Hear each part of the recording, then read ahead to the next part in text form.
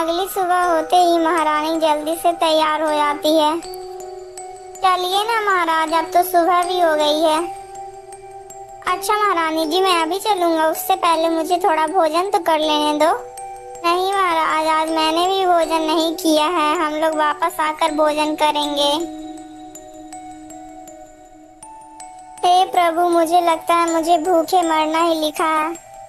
अरे क्या हुआ, आप कहाँ खो गए? अरे कहीं नहीं महारानी जी, चलो चलते हैं।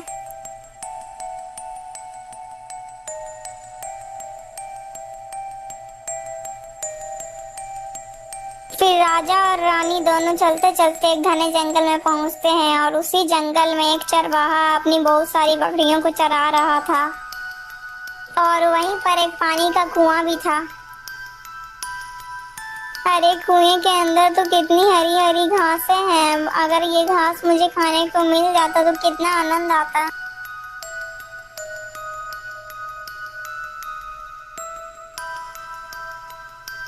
स्वामी, मुझे तो बहुत जोर की प्यास लगी है, कृपया कर आप मेरे लिए थोड़ा सा पानी मंगवा दीजिए। कुआं तो सामने ही है। अच्छा ठीक है, मैं अभी तुम्हारे लिए पानी मंगवा देता हूँ। अरे सारथी, तुम जल्दी से जाओ और कुएं से थोड़ा सा पानी लेकर आओ। माँ, आओ माँ, मुझे बहुत जोर की भूख लगी है, मुझे दूध पिलाओ ना।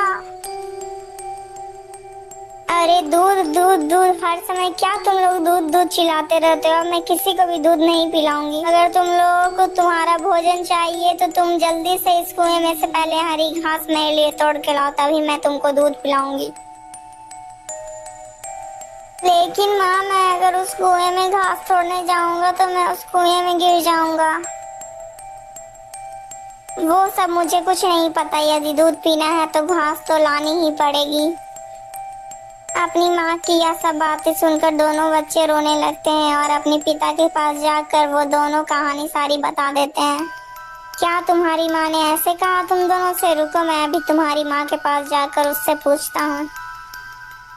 अरे धनो, तुम इन बच्चों को दूध क्यों नहीं पिला रही?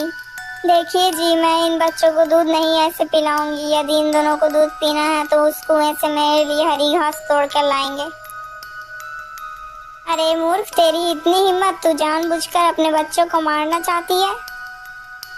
इतना बोलते ही बकरे ने जोर से एक ठोकर बकरी को मार दिया। बकरी तुरंत ही जमीन पर गिर पड़ती है। दुष्ट कहीं की, मैं वो राजा नहीं जो अपनी पत्नी के कहने पर अब खुद ही गंगा नदी के पास जाकर पत्थर का बनने को तैयार हो जाए। अगर मैं उस राजा की जगह होता तो मार मार कर उस रानी की चमड़ी खींच लेता, लेकिन तू उस रानी के जैसे ही चल रही है दिमाग से। चुपचाप इन बच्चों को दूध पिला, नहीं तो मार मार कर मैं तेरी कमर तोड़ दूंगा। इतना कहते ही बकरी तुरंत ही अपने बच्चों को दूध पिलाने लगती है और यह सब चुपचाप राजा गौर से सुन रहा होता है। अरे ये बकरा तो एकदम ठीक कह रहा है, क्या मैं इतना मूर्ख हूँ कि अपने पत्नी के कहने पर मैं अपना बलिदान देने जा रहा हूँ? अरे नहीं नहीं, मुझे भी इस बकरे की तरह अपनी रानी को सबक सिखाना चाहिए। ये लीजिए महाराज, मैं पानी ले आया हूँ। साथ ही तुम इस पानी को यहीं पर रख दो और जल्दी से जाओ एक डंडा लेकर आओ। अरे महाराज, आप ये डंडा किसके लिए मंगवा रहे हैं? कुछ नहीं महारानी जी, वो डंडा मैं बिगड़े हुए लोगों को सुधारने के लिए मंगवा रहा हूँ। ये लीजिए महाराज, मैं डंडा भी लेकर आ गया हूँ। फिर राजा तुरंत ही डंडे को अपने हाथ में लेकर महारानी को मारने लगता है। अरे अरे अरे स्वामी, आप ये क्या कर रहे हैं? आप मुझे मार क्यों रहे हैं? अरे दुष्ट, आज मैं तुझे मार मार कर तेरी जान ही ले लूंगा। तुझे अपने सवालों का जवाब जानना है ना? यही है मेरा जवाब। हे मेरे स्वामी, हे मेरे प्राण प्यारे, मुझे छोड़ दो, मुझे अब मत मारो। मुझे छोड़ दो, मुझे छोड़ दो। आज के बाद मैं आपसे कुछ भी नहीं पूछूंगी। मुझे छोड़ दो महाराज, मुझे मत मारो। ठीक है, फिर अगर ऐसी बात है तो तू आज गंगा मैया की कसम खाकर बोल कि आगे से तू मेरे से सवाल नहीं करेगी।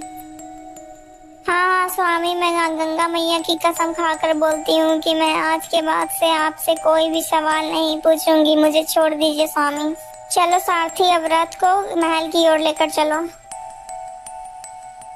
इस प्रकार राजा अपनी हठी पत्नी को सही कर लेता है। दोस्तों, इस कहानी से हमें यही शिक्षा मिलती है कि गंभीरता को हमें हम लोगों को नकारात्मक तरीके से नहीं बल्कि सकारात्मक तरीके से सुधारना चाहिए। दोस्तों, अगर आपको ये कहानी अच्छी लगी है तो प्लीज़ दोस्तों वीडियो को लाइक करके चैनल को सब्सक्राइब कर दीजिएगा। दोस्तों, इस वीडियो का अगर आपको पार्ट 1 और पार्ट 2 देखना है तो इस कहानी का पार्ट 1 और पार्ट 2 हमारे चैनल में है। दोस्तों, आकर जरूर देख लीजिएगा। दोस्तों, ऐसी और कहानियाँ देखने के लिए हमारे चैनल के साथ जुड़े रहिए। हमारे चैनल में ऐसी और भी ढेर सारी कहानियाँ हैं। दोस्तों, क्या आप राजा की जगह होते तो क्या आप भी अपनी रानी को ऐसे ही मारकर उसे समझाते हैं?